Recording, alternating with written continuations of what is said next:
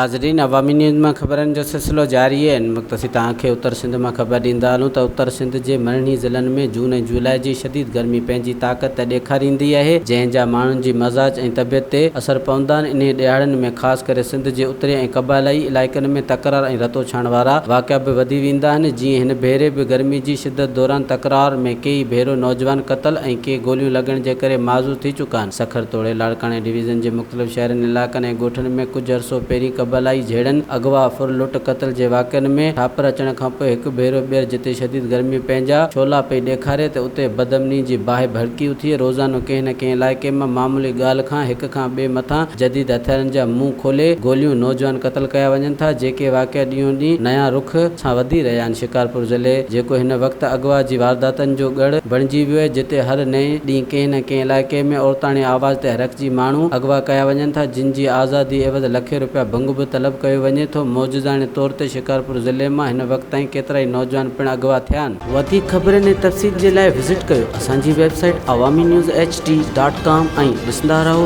Awami news HD।